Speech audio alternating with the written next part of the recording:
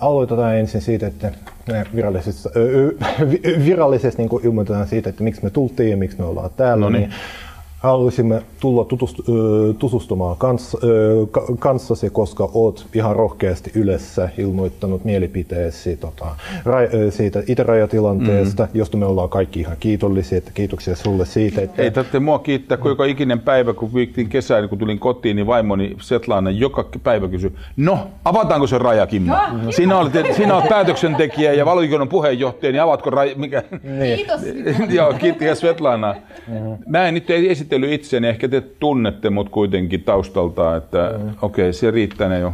Mä oon siis ulkoasiainvaliokunnan puheenjohtaja täällä, että mulla on tietysti pääsy kaikkiin semmoisiin tietoihin, mikä normaali kansanedustajalla ei ole, jolloin voi saataisiin tietysti soittaa ulkoministerille ja kysyä, että milloin se avataan se raja ja niin edelleen. Sitä Svetlana aina kysyy sitä. No niin, anna tulla. Ja sen takia tultiin tutustumaan sinuun ja esittämään vähän itseämme, että mitä me tehdään, minkä huolemme meillä on, ja sitten esittää sinulle kysymykset asioista, jotka huolestuttaa meitä jonnekin verran, ja samalla sitten toivottavasti sitten päästään johonkin yhteisymmärrykseen siitä, että miten me voisimme eteenpäin sitten vaikuttaa nykyiseen tilanteeseen, saada neuvoa ja toivottavasti myös jotakin kannustustakin. Niin, ensimmäinen isoin niin suurin se juttu, miksi me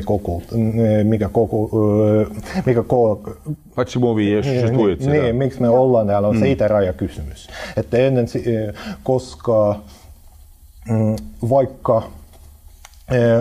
vaikka tilanne on monimutkainen ja siitä puhutaan aika paljon siitä, että mikä siinä tapahtuu oikeastaan siellä itärajalla nyt, joka ikisellä meistä on jonkun näköinen ihan perushumanitaarinen tarve olla siellä ja käydä ihan just itärajan kautta. Ja Narvan tai Koidulan kautta meneminen on hankalaa. Ei tarvitse kertoa. Niin. Mun vaimoni meni sieltä äitiensä tapaamaan. Ja jokainen meistä, siis mä oon ainoa, joka ei käynyt vielä Venäjällä sen jälkeen, kun muut varmaan ovat käyneet jo kerran jokainen. Niin. Minä en voi lähteä vaimoni mukaan. Niin. Ja en voi mennä, mulla ei pääsyä maahan. Joo, mentiin. Persona non grata.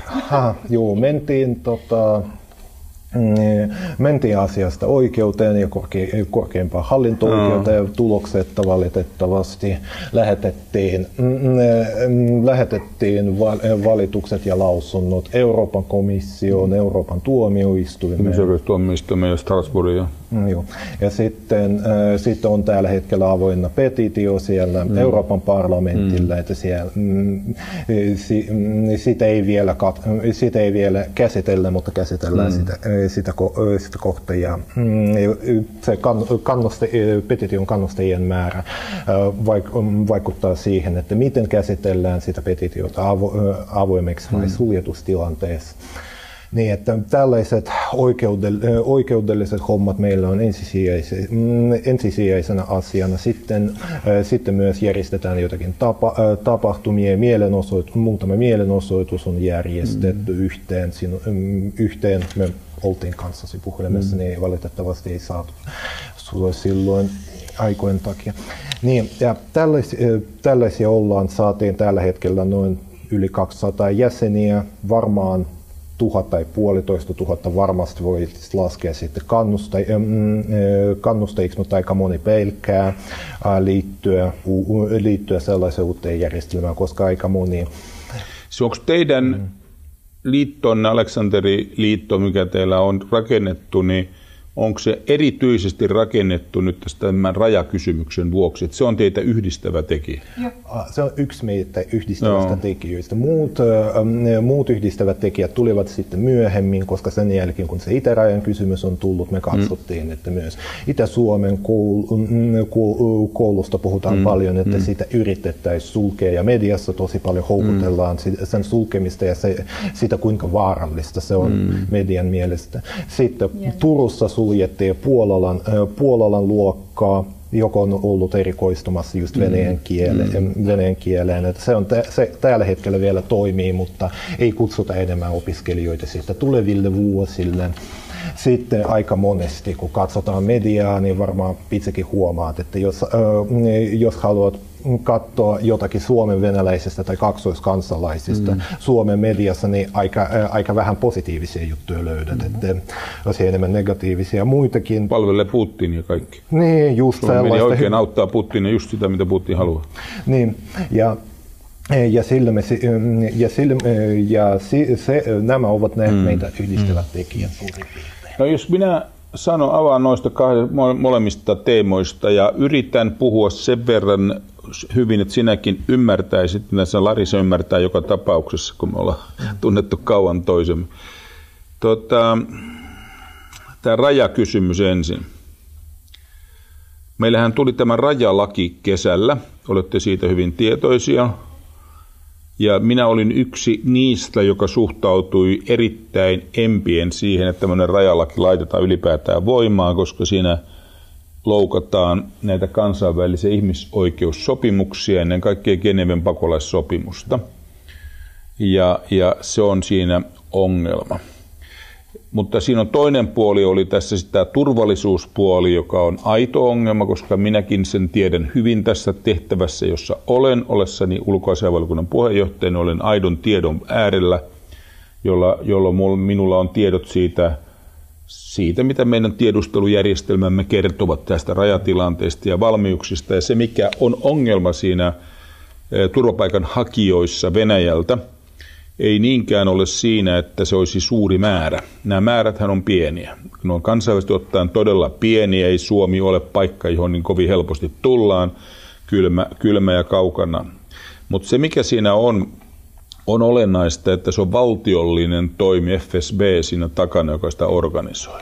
Ja se me tässä nyt tiedetään, ja se tekee sen uhkaavaksi, sen asetelman. Muutenhan se ei olisi niin vaikea, jos se olisi vain pakolaistilanne normaalisti, se voisi hallita kyllä.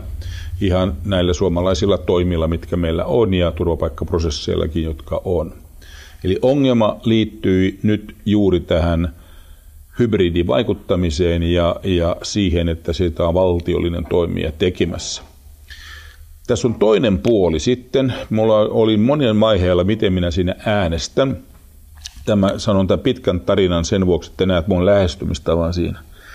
Tämä argumentti siitä, että sitä rajalakia ei hyväksyttäisi, siinä on myöskin turvallisuuspoliittinen puolensa. Se ei ole vain kansainvälisen oikeuden ja Geneven sopimuksen puoli, joka siinä haavoittuu, pushback-menettely, joka siellä on otettu se käyttöön, niin se on vaarallinen esimerkki muille. Nyt Puola on tekemässä sitä, viittaa Suomeen, Suomen käytänteisiin tai uuteen lakiin, vaan siinä on myöskin turvallisuuspoliittinen puoli siinä mielessä, että Suomen turvallisuudelle itse asiassa on aika tarkka tässä, niin melkein isoin asia on monenkeskinen järjestelmä, kansainväliset sopimukset ja kansainvälinen oikeus. Aseet on se, mistä paljon tänään puhutaan, mutta sittenkin viimekätinen turva pienelle maalle on se, että me toimimme kansainvälisen oikeuden ja kansainvälisten sopimusten pohjalta.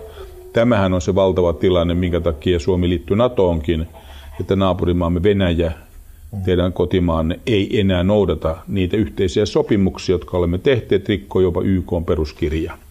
Ja siinä suhteessa ei Suomi voi lähteä samalle tielle, että lähtisi rikkomaan joitain kansainvälisiä sopimuksia, YK-sopimuksia, joka on Genevenkin sopimus on, vaan sillä on ihan tämä turvallisuuspoliittinen puolensa. Mutta sitten tulee tämä teidän kysymyksiin. Mä sitten käytin, kun mietin sitä rajalakia, niin siinä on toinen puoli tämä, että jos näille, jotka vastustivat rajalakia, viittasivat ihmisoikeuksiin ja kansainväliseen oikeuteen, niin teillä ja minun vaimollani, heillä on ihmisoikeudesta kysymys.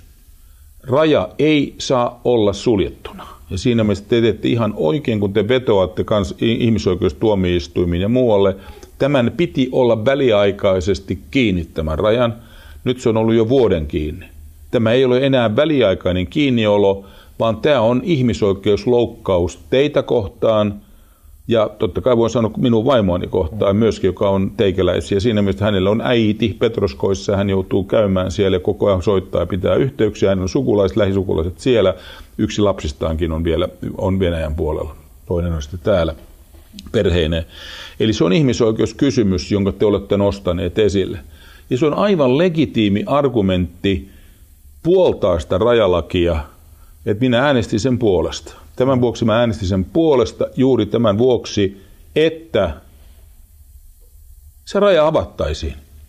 Sehän se koko juttu oli. Minun lähtökohta numero 1 oli, että raja avataan ja oli jo yhteydessä hallitukseen heti heinäkuussa, että no milloin se raja avataan? No se menee elokuun puolelle. Nyt taitaa olla jo marraskuu. Ihan kohta marraskuu. Ja edelleen raja kiinni. Ja nyt ollaan poliittisessa kysymyksessä. Siinä on tietoa meillä, ja sen uskallan näin sanoa julkisestikin, vaikka Sergei tuossa kuvaakin tätä, että meillä on tietoa, että siellä on Venäjän puolella valitettavasti valmius sitä hybridioperaatiota käynnistää heti, jos Suomi avaisi sen rajan. Mutta silti siinä on kyllä vähän se, että minusta se pitäisi kyllä pistemäisesti kokeilla katsoa, mitä tapahtuu. Eli se on kerran kokeiltu, heti nähtiin, tuli tämä vastarikuvio siinä, mutta meillä on varaa Suomena se tehdä. Nyt tulee vähän kritiikki hallitusta kohtaan. Meillä ei ole paras mahdollinen hallitus tässä suhteessa. Siinä on iso puolue siinä hallituksessa mukana, jonka intresseissä on sulkea kaikki rajat käytännössä. Niin. Ja tämä tekee vaikeaksi, että hallitus ei kykene tekemään, paitsi sisäministeriö, jonka alle tämä asia kuuluu, on tästä puolueesta.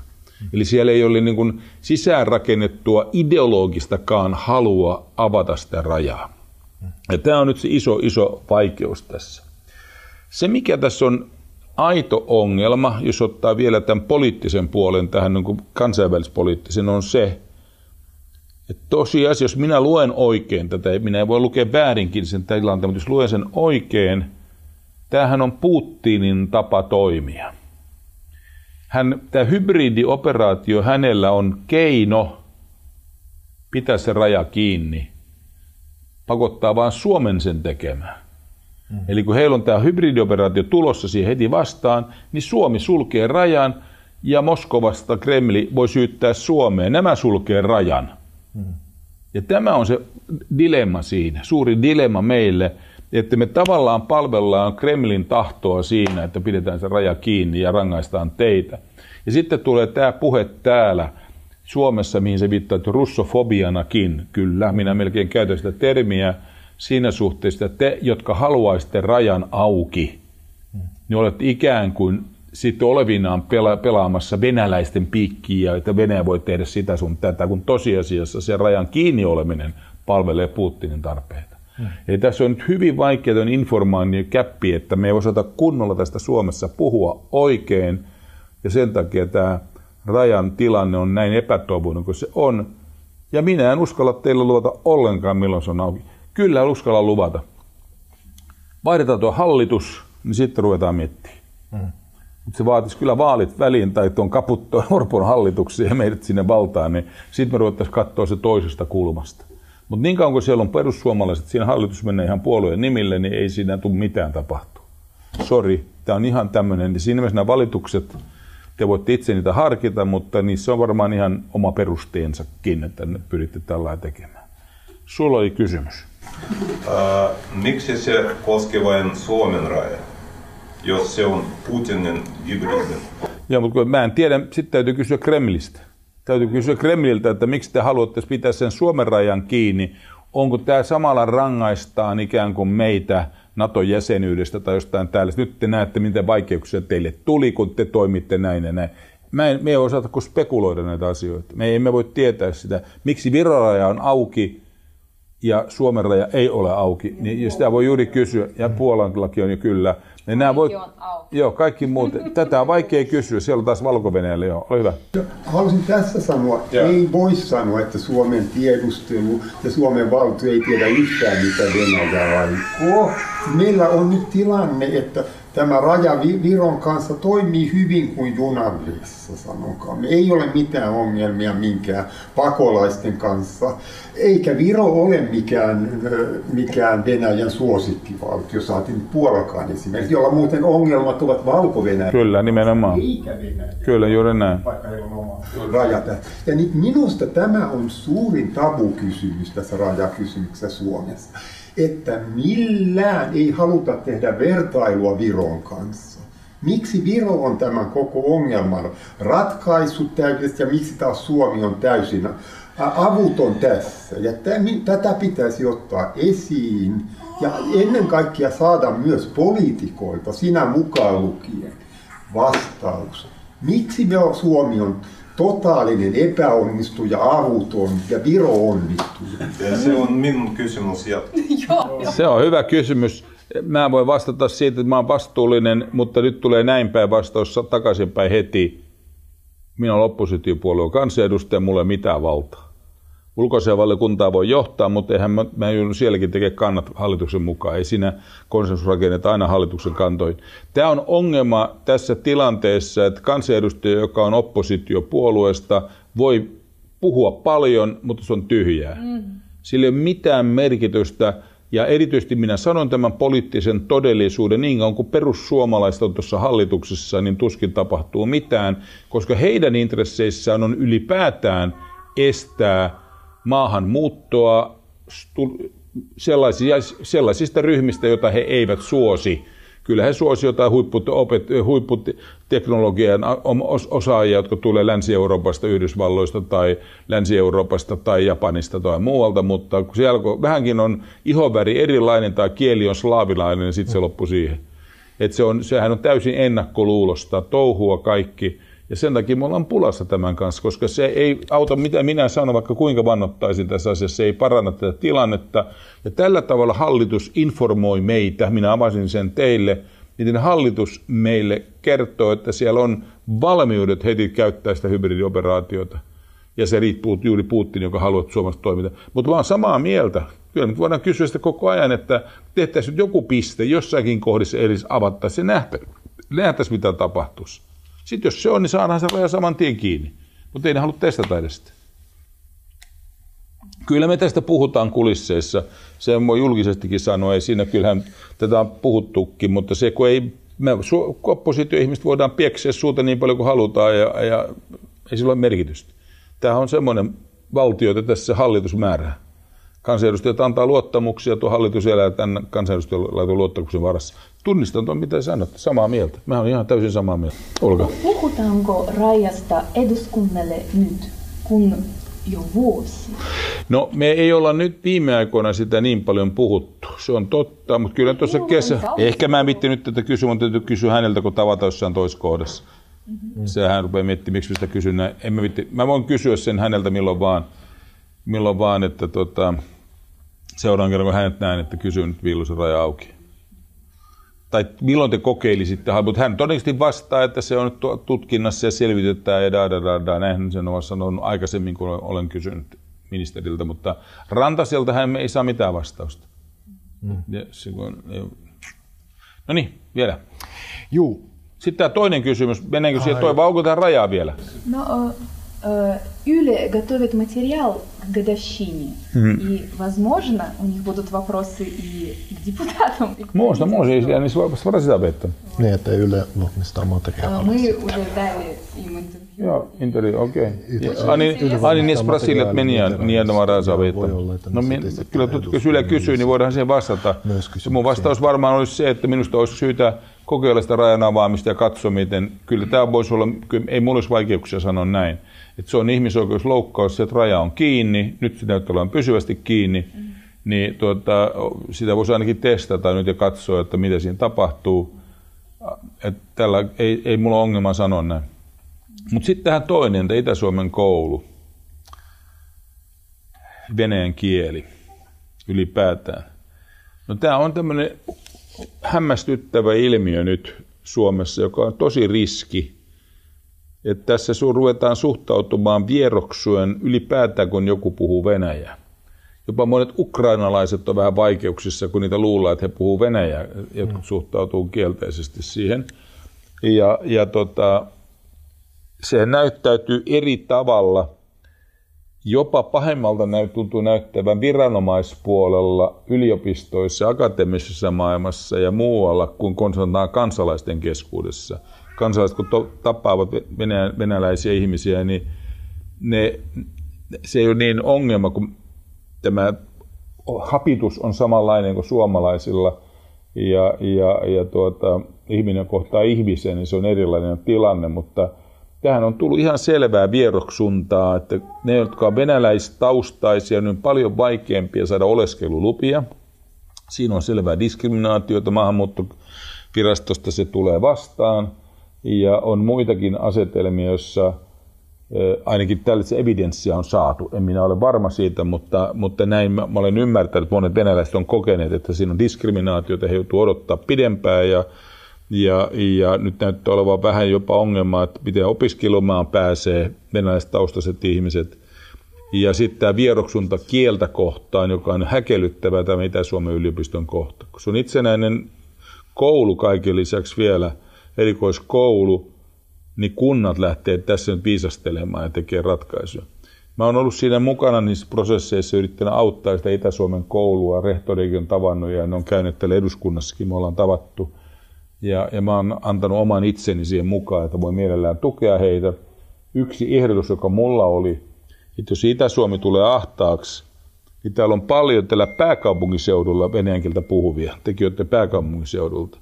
Niin miksi esimerkiksi Vantaan kaupunki voisi olla sellainen, että Vantaan kaupunki tarjoaisi tämän mahdollisuuden. Ja rehtori lupasi ottaa yhteyttä ja minäkin soitin Pekka Timoselle, joka meidän kaupunginjohtajat ottaisi vastaan ja keskustelisivat siitä mahdollisuutta, että olisiko Vantaalla kulttuuritoimessa tai opetustoimessa mahdollista tehdä tämmöinen filiaali tälle Itä-Suomen yliopistolle tällä Vantaan puolella. Mä en ole sitä seurannut, mulla on niin monta muita asioita, mutta tämmöinen idea oli olemassa, että jos esimerkiksi Vantaalle tai pääkaupunkiseudulle tulisi, niin se olisi täällä käytettävissä. Mitä sitten se Turun luokka? Voisiko sillä tehdä? Siinä on kolmas mahdollisuus, että Turun puolella yrittää tehdä, jota sitä mä en tunne niin hyvin. Olen ymmärtänyt, että siinä on ollut jotain mahdollisuuksia kehittää, että nyt jos se pannaan kaputti, niin sitten ollaan vaikeuksissa. Että tämä on se ongelma. Täällähän on tämä venäläinen koulu on Helsingissä. Miten se tässä toimii tällä hetkellä? Onko se toimiko se hyvin? Sehän on... Helsingissä kaikki on hyvä, mutta Itä-Suomen koulu on Joensuussa, Lappeenrannassa ja Imatralla. Joo, nämä kolme, joo, kyllä. Tiedän sen tilanteen. Mutta tämä on ongelma ja itsekin haluaisin nähdä, että siitä Suomen koulu pärjäisi ja saisi jatkaa. Joo, siitä jos annat meille sellaisen mahdollisuuden, niin sitten vaikka tämän tapaamisen jälkeen lähetetään vähän enemmän tietoa siitä Puolalan luokasta siellä Turussa. Joo, sitten, niin, että... Siitähän mä voin vaikka tehdä kirjallisen kysymyksen siitä, jos se on valtioneuvostotasoinen asia, vai jos on Turun kaupunkiin liittyvä, vai mä en tiedä sitä. Niin se liittyy suoraan Turun kaupunkiin. Se on sitten vähän täytyy olla melkein turkulaisia. Aki Lindén voisi olla teille hyvä henkilö, joka on Turun kaupungin valtuutettu ollut pitkään. Aki Lindén, otan nimi ylös. Ja Aki voisi olla kyllä demari myöskin, ja mä tunnen hyvin. Ja hän olisi varmaan ihan valmis auttaa siinä Turussa. Aki Lindén. Tuossa saattaa eduskunnan keskuksesta sen puhelinnumero. On mulla se tässä. Laita vaikka tänne.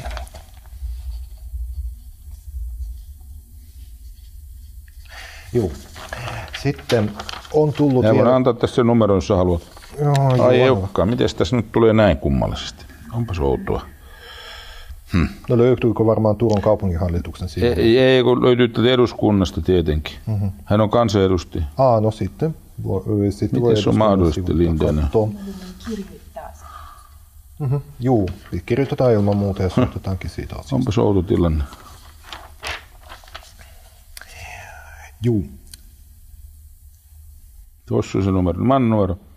Aki Lindén 050 390 K90. Sitten on 40 000 50 yhteys. 050 39 ja 50. Kyllä. No niin, hyvä. Aki Lindén, sano terveisiä, niin voit lähettää hänelle melkein materiaali mieluummin kuin mulle, koska hän on Turusta. Jep, hyvä homma. Jos palataan vielä hetkeksi, jos viitit siihen itärajakysymykseen, koska siinä on ollut yksi kysymys vielä, mikä jäi mainitsematta, niin meillä on kuitenkin vielä 2 reittiä virallisesti Suomen ja Venäjän välissä auki. Yksi on rautateitse ja toinen sitten meren kautta. Niin, olisiko jossakin vaiheessa katsottu mahdolliseksi laittaa esimerkiksi muutaman vaunun, jos olisi ihmismatkustajia näille junille? Allegrohan siellä seisoo, missä ne junat on. Onko se Venäjällä vai Suomessa Allegro? Siis Allegro on tällä hetkellä Suomessa. Koko juna on täällä? Koko juna on täällä. Se seisoo jossakin? Juu. On sääli. Ja Vainikalla toimii. Ja Vainikalla toimii. Se olisi kaikkein järkevin tapa, siinä olisi niin nämä 5 muut käytänteet, se olisi sitä järkevin.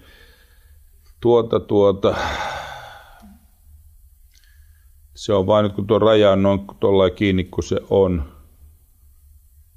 Kyllä tuo juna Allegroa voisi vähän miettiä, olisiko siinä jotain tehtävissä. No niin, voisi, mutta Allegro on kerran junana olemassa, mitä se tuo seisoo?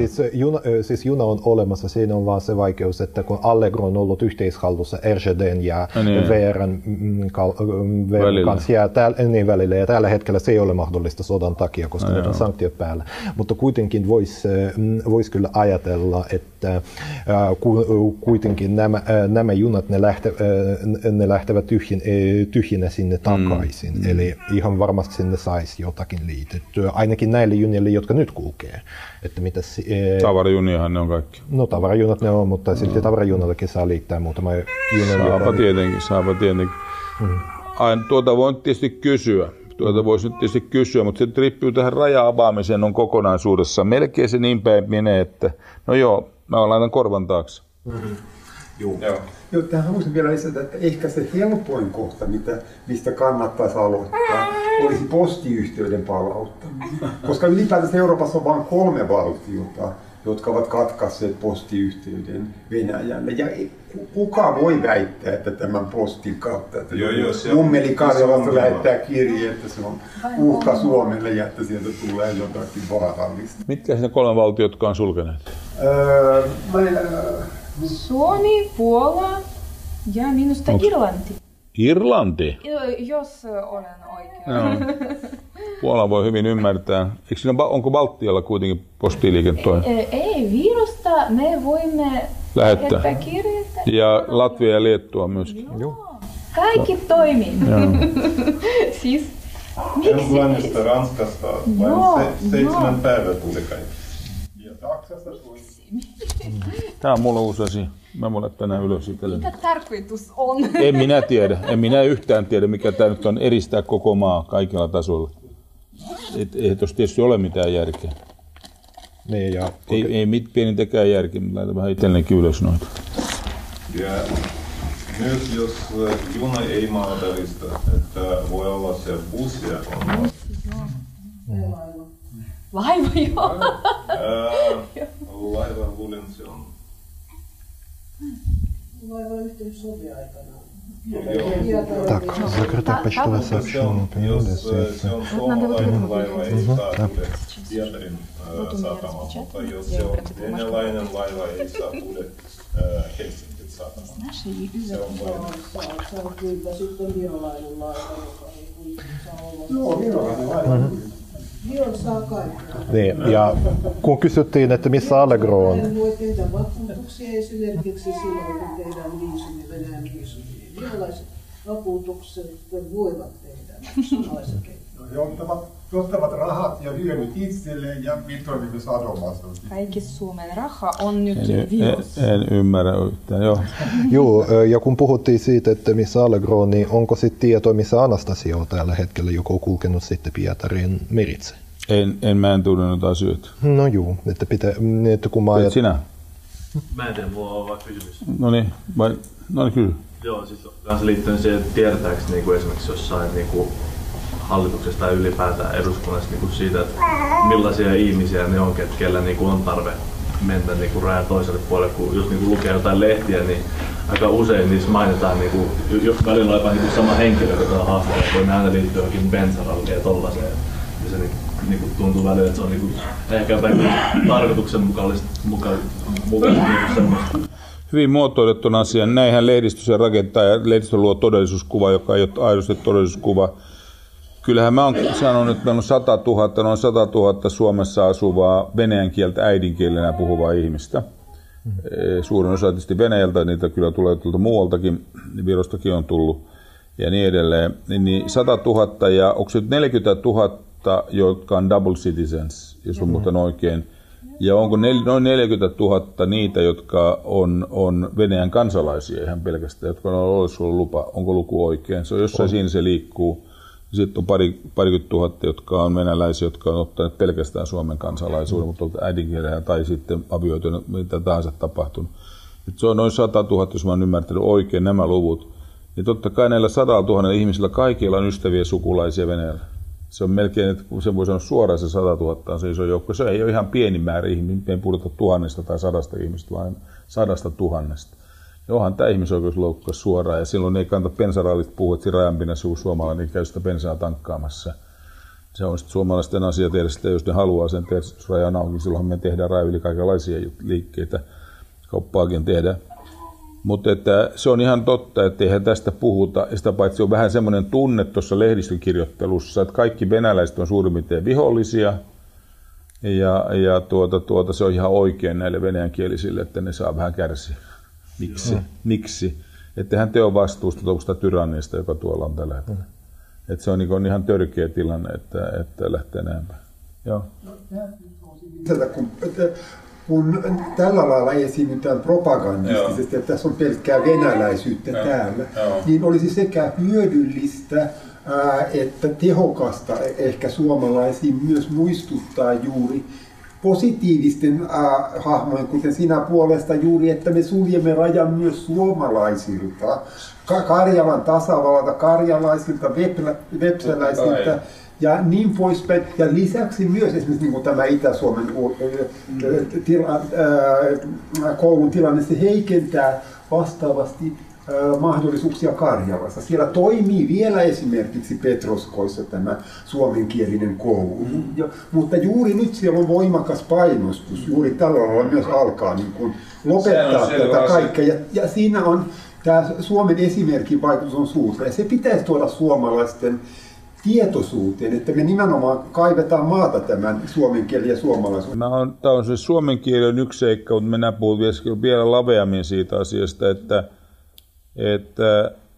se, että venäläisillä kansakuntana, kansalaisilla olisi mahdollisuus tulla Suomeen, myöskin suomalaisilla vierailla Venäjän puolella, nehän on kaikki toimia, joilla me vahvistamme sellaisia elementtejä Venäjällä, jotka on se ainoa muutoksen tekijä, eli Venäjän kansa.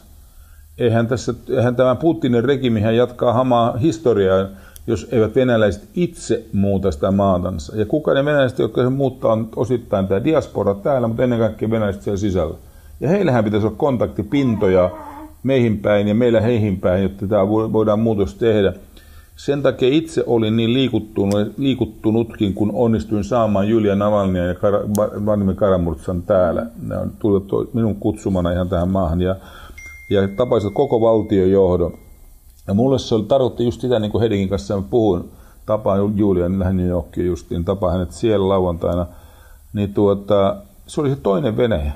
Se oli kuin toisen Venäjän kasvot nyt Suomelle nähtävissä, että on muitakin, on muukin Venäjä kuin tämä Putinin Venäjä, josta meillä iltapäivälehdistö syöttää tämän yhden kulman. Sehän on tosi raskasta hybridivaikuttamista, mitä meidän iltapäivälehdistöt tekee. Nehän tekee just sitä, mitä jos Venäjällä trolleja on, jotka haluaa vaikuttaa negatiivisesti Suomeen, niin nämä iltapäivälehdet on parhaat palvelijat siinä. Joku historioitsija kirjoittaa johonkin 3. tai 5. luokan lehteen jonkun jutun, että nyt täytyy Aleksanterin ensimmäisen rajat saada Suomesta käyttöön. Sitä siteerataan isoilla otsakkeilla meidän iltapäivälehdissä, luodaan kauhukuva, nyt on kohta Itä-Suomi mennyt ja niin edelleen. Vain sen, ja ne on todella voi olla tyytyväisiä, jotka Venäjällä halusi tällainen provosoida, kun täällä nämä kertoo sen niin hullulla tavalla. Että se on niin parasta trollausta, mitä tekee meidän iltapäivälehdistä, vetämään Putinin koko ajan kanteen niin näillä tarinoilla, että se tulee suoraan nielemään Suomen. Tarkoituksista kyllä se nyt näkee, mikä siinä on ikään kuin tavoitteena, mutta se on counterproductive. Ole hyvä. Pitäisi lisätä tähän, että se ei ole vain median juttu, mutta myös joidenkin kansanedustajien juttu, koska meillä on sellainen toveri, joko sukunimeltäänkin toveri, että toveri Pekka Toveri, niin tämä henkilö on sanonut suoraan, että me ollaan nyt tässä vaiheessa jopa sodassa Venäjän kanssa ja entisenä pietarilaisena, tai siis ei ole entisiä pietarilaisia, eli mä ajattelen, että silloin kun mä olin lapsena ja muistan, että me oltiin koko ajan niin kuin liikkumassa Suomen ja Venäjän välissä, niin aika moni pietarilainen teki samalla tavalla. Ja nyt jos tavallinen pietarilainen katsoo, että mihin tämä maailma kääntyy, että nyt raketetut on suunnattu Suomeen suuntaan, ja näinhän on, koska nyt Venäjällä on se Leningradin sota-alue on taas sitten luotu.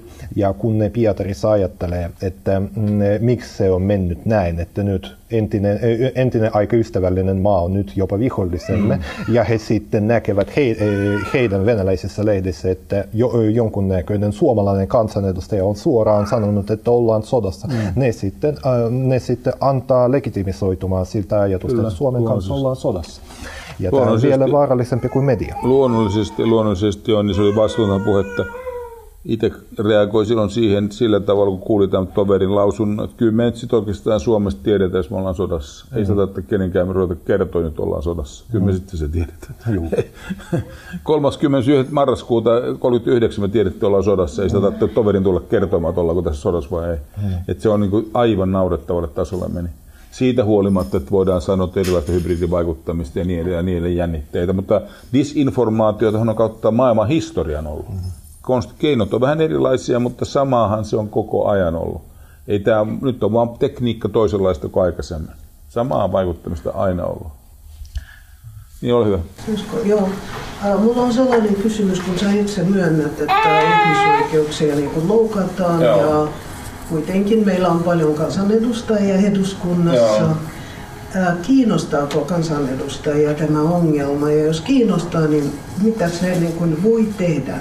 Esimerkiksi luoda joku työryhmä tai lautakunta. Mä en tiedä siis hyvin, mutta jos te edustatte meidät, niin teidän pitää jotakin tehdä meidän. Varmaan niin, että me edustetaan koko kansakuntaa ja siellä meidän maan sisälläkin on kaikenlaisia voimia. Myöskin te. Ja silloin vaan täytyy sanoa, että kuka teitä edustaa, niin saattaa olla kapeampi joukko kuin 200 kansanedustajaa. Sanotaan sillä tavalla, että oletan, että suurin osa kansanedustajista seuraa asiaa eikä ole komittoitunut, ei ole vahvasti sitoutunut suuntaan eikä toiseen. Sitten siellä on meitä muutamia, koko joukko saattaa olla hyviä, jotka puhuu tällä tavalla kuin minä puhun teille. Ja sitten siellä on näitä muutamia myös, jotka puhuu täysin vastaan ja pikemminkin puhuu ryssästä ryssänä ja rumalla tavalla, kaikki venäläiset tällaisia. Eli siinä on joku semmoinen 10, 20, 30 kansanedustajaa molemmilla laidoilla. Välissä on se suurin osa, joka ei oikein ole sitoutunut eikä varsinaisesti ajatellut. Paljon on niitä kansanedustajia, jotka on Itä-Suomesta, joille tämä on iso asia.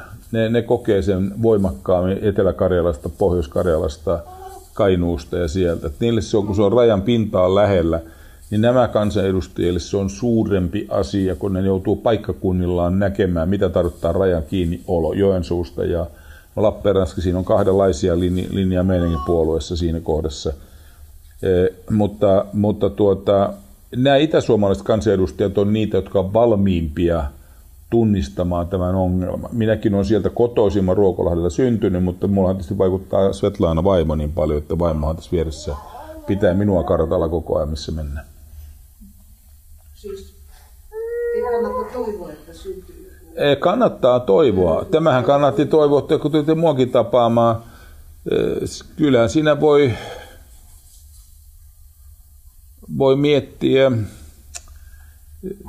Mä voisin miettiä ulkoasian valiokuntaakin, kun saadaan nämä selonteot päiväjärjestyksestä, niin voitaisiin tämmöinen Venäjä-sessio ottaa tänne valiokuntaan ja käydä siellä läpi ulkoasian valiokunnan jäsenten kanssa keskustelua. Siinä voisi olla joku tutkija, Aleksanteri-instituutista hyvin voisi olla tutkijoita, teiltä voisi olla joku edustaja paikalla ja miettiä, se voisi olla keväällä joku tämmöinen sessio. Silloin se valiokuntaporukka paikalla kuulemassa. Ja käydä sitä Venäjän keskustelua. Myöskin silloin voisi olla rajan aukiolla. Kyllä tällainen voi tehdä. Ja kyllähän te voitte pyytää nyt audiensseja, tapaamisia kansanedustajien kanssa muidenkin kuin minun kanssani. Että joku Aki Lindén on aivan varmasti puhuu mun kanssa samaa kieltä. Ja ihan varmasti samalla lailla puhuu kuin minä tästä asiasta. Eli tässä on sitten 2 viimeistä kohtaa. Joo, mäkin pikkusen aikataulua näen, mulla on tuolla seuraava tilaisuus. Ensinnäkin aika lyhyesti kiinteistökauppalaki, mikä on tulossa puolustusministeriöstä. Mitä mieltä olet? En mä voi ymmärtää yhtään, että miten voidaan tehdä etnispohjainen laki. Jonkun kansalaisuus on kielletty kiinteistökaupat. Se tuntuu täysin kummalliselta. Miten se voi pohjautua siihen, että sulla on syntymäperä joku? Sehän on täysin kansallisten ihmisoikeussopimusten vastainen tuntuu. On erittäin vaikea ymmärtää, mistä tuo tulee. Sen mä voin hyväksyä, että tehdään turvaselvityksiä, tsekataan taustoja, sen mä voin hyvin ymmärtää, mutta että olisi kansallisuuspohjainen diskriminaatio, niin se olisi käsittämätön. Mä luulen, että se tulee kaatumaan Euroopan neuvostosta vähintään. Se ei voi olla mahdollista. Mä en voi ymmärtää, että voisi olla lainsäädäntö, että jonkun maan kansalaiset per se sinänsä niin olisi rajoittava. Se on suoraan niin kuin rasistinen, joku voisi sanoa luonteelta. Joo, me tehtiin yhdessä lausunto siitä laista ja me haluaisimme antaa sen nyt sinulle tunnistaa. Joo, että meidän lausunto.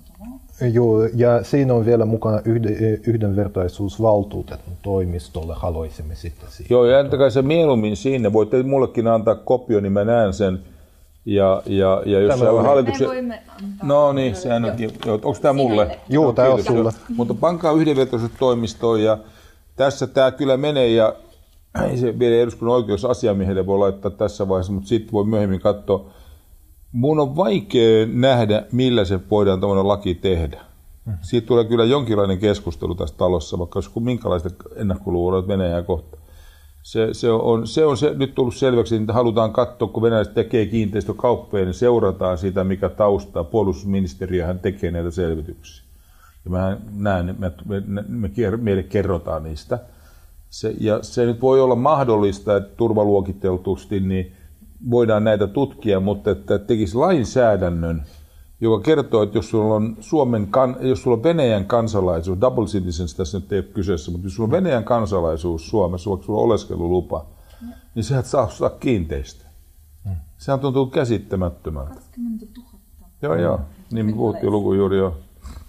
Joo. Ja sitten haluaisimme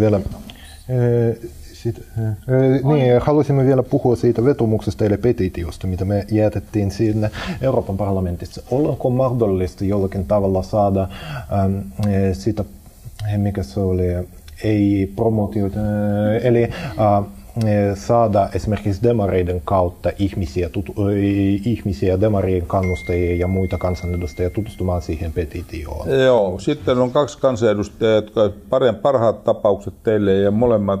Maria Guzeninahan puhuu venäjää, joka on sosiaalidemokraattinen meppi. Ja Eero Heinäluoma, joka on ollut pitempään siellä 3. kautta taloukseen 4, niin Eero puhuu samaa kieltä kuin minä. Siis Eero ajattelee juuri näin niin kuin minä ajattelen näistä asioista. Hän on mua lähellä. Eli sekä Eero Heinäluoma että toi Maria Guzenina sosiaalidemokraatteina, ja molemmat varmaan mielellään kuulisi teitä. He ihan vois vaikka samalla kun tapaatte mua nyt, niin tavata heitä vaikka pienemmällä porukalla, jos ette halua isolla mennä.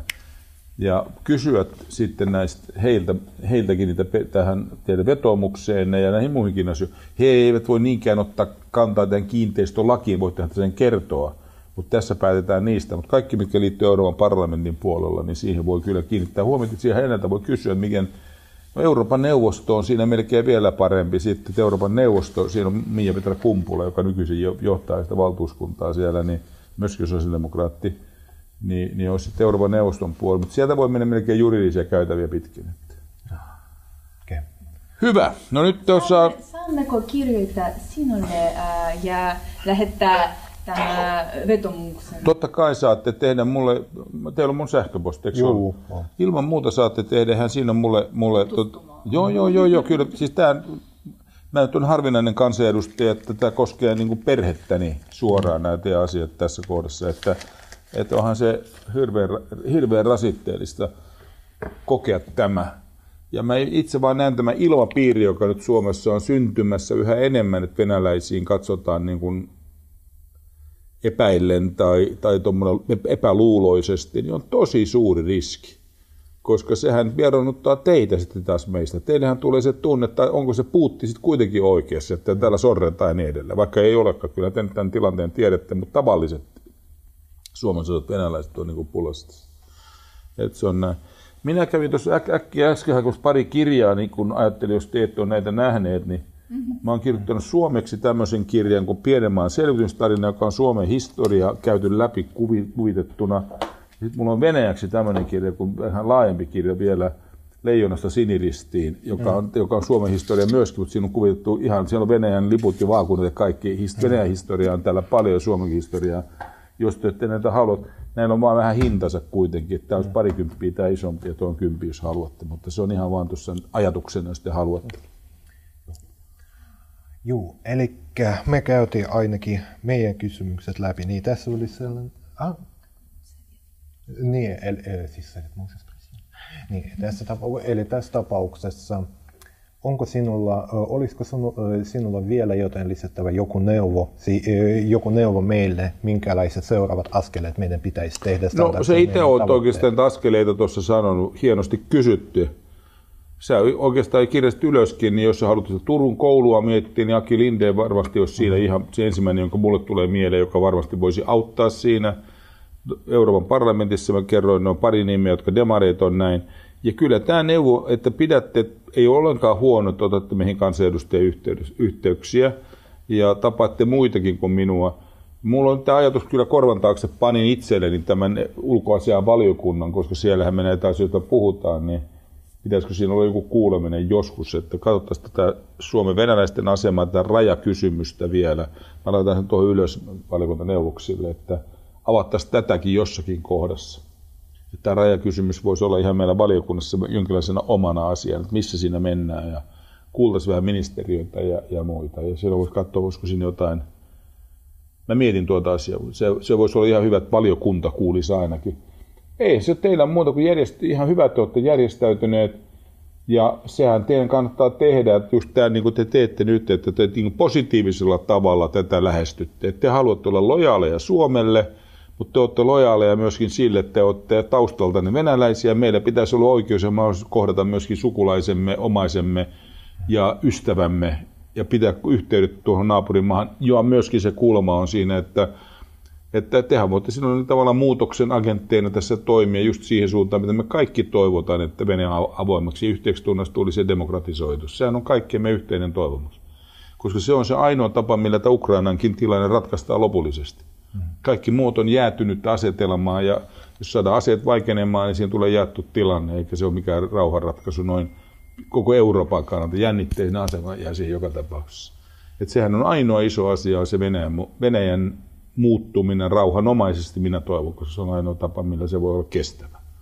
Se voi olla väkivaltainen ja silloin se ei ole kestävä, sitten taas tulee uutta jännitettä. Mutta kiitos käynnistä. Kiitos käynnistä. Kiva. Näinkin kaukaa tulitteko Lahdesta ja Hämeenlinnasta, mistä te tulittekaan. Niin kiva, kun tulitte.